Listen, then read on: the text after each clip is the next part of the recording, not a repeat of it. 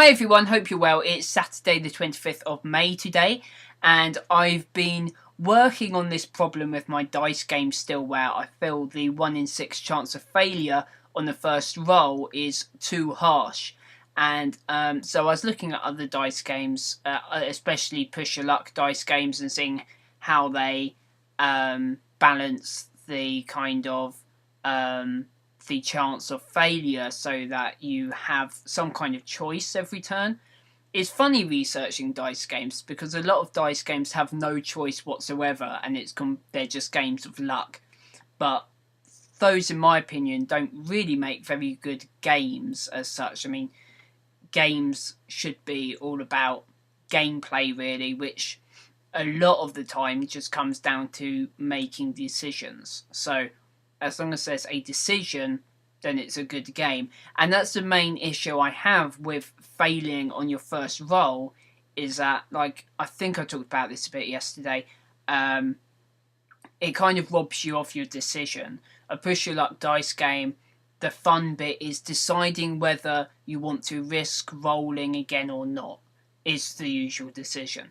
And like something like zombie dice, you roll, you very rarely, it is possible, but it's very rare to bust on the first roll, and then it's deciding whether you want to roll again or not, whether you want to risk it. So yeah, so that's the issue I had with this failing on the first roll quite often, is it robs you of any decision making. So when I was looking at an old game called Pig, which is very similar. You just play it with one normal dice, and you roll a dice, and the number on the dice is the number of points you collect, unless you roll a 1, in which case you lose the turn and you lose your points that turn. But if you don't roll a 1, you can roll again, and you can add every number you roll up. So you could like roll a 5 and then roll a 4, and you'd have 9 points, and you can say, okay, I'm going to stop there, and then you add 9 points to your score. Or you can keep on rolling, and you then might roll a 1 where you then lose the turn and you don't score anything. So you're kind of seeing how many points you can collect, how far you want to push your luck, and before, without rolling a 1 kind of thing. So so that's a 1 in 6 chance. So it kind of feels like, well, my game shouldn't be as harsh then. But then the other 5 sides of the dice in my game aren't like 2 points, 3 points, 4 points, 5 points, so they're kind of different things going on. And one of them is actually even -1 points, and some of them are +1, and one of them +2. But anyway, so I've forgotten where I was going with that. Oh yeah, the other thing with my game is at the moment I have this idea that when you gain points, you roll more dice, which is to do with the theme of the game, which I'm still keeping a surprise. And but in rolling more dice, it makes it even more harsh, because the more dice you're rolling, the 1 in 6 becomes even more harsh, rather than in Pig, you're always rolling 1 dice, so it's not an issue. However, there is a version of Pig, a rules variation called Hog, where my game has 6 dice in it, and I figured I could change it to be more Pig-like, where you're just always rolling 1 dice. But rolling lots of dice is more fun than rolling 1 dice. So I like the idea that, and also it just seems cooler to have like a bunch of dice, and you can scoop up a bunch of dice and roll them. It's just more fun, I think, is the bottom line. So I didn't want to actually make it that you only roll 1 dice at a time. And but this rules variation of Pig called Hog is still the same thing, where if you roll a 1 on any of the dice, you don't. Sorry, I'm skipping ahead.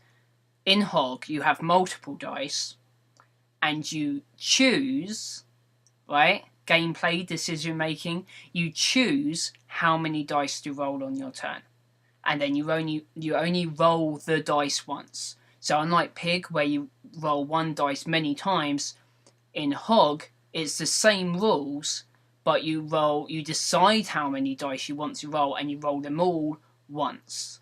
And then other than that, the rules are the same. If any of the dice are a 1, then you don't get any points. If none of them are 1, then you add up all the points you've rolled, and those are your points. So the more dice you roll, the more points you can gain, but also the more risk of rolling a 1. And that translates to my game really well, because it's the same setup where one side of the dice is instant death. And so I'm going to change the kind of context of what you're doing when you're, instead of gaining dice, had one theme context of what it was meant to represent. Picking how many dice will have a different theme context of what it's meant to represent, because it's a different type of action. But I think that would actually work really well for my game. So I'm going to play test that, and I think I might change it to that, where, and then it doesn't rob you. You still have the thing of your roll might be a fail, but the decision in the game isn't, do I roll again? It's, you're pushing your luck before you roll each turn, deciding how many dice you're going to roll. And also it stops the game kind of going on forever with you like rolling again and again and again and again. It's like, you know that every person's turn is going to be one roll, and then the next person. So that it keeps the game moving quite quickly as well, which I think is cool. So I'm pretty pleased that I found that in an old game, and I get to nick that one little rules element, and then all the other rules can stay the same, and all the different and stealing from other players and all of that can still all be the same, but you just do it by deciding how many dice you want to roll, rather than kind of doing the roll one at a time. So I think that's all for now.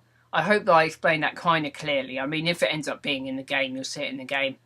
But I think the cool thing about that rule structure is that you always get to make a decision on your turn.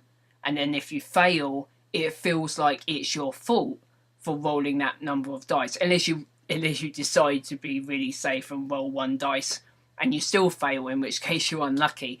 But generally, you just the fact you always get to make a decision every turn, rather than being robbed of the decision and the game being kind of ruled by the dice in those circumstances. Because dice games where you don't actually make any decisions and it's just luck aren't really games. But if you get to make a decision, then it feels like a bit of a game. Also, I think I might make it so that you need a certain score to win, rather than it just the tokens running out.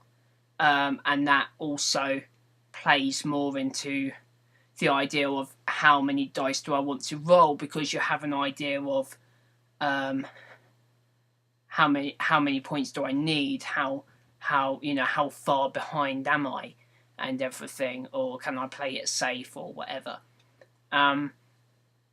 So anyway, I think that's all for now. That's what I've been twisting my brain over for a couple of hours. I also played a lot of Borderlands 2 today as well, which was really fun. But I maybe wasted a bit more time than I should have done on it, but I went and found the Minecraft Easter egg cave. I'm sure a lot of you know about that. I hadn't actually found playing through the game. And what else did I do? And I got a couple of sort of like random achievements and bosses and stuff that I hadn't got yet, and completed a couple of missions that I didn't complete. So yeah, I hope you're well, and I will see you tomorrow.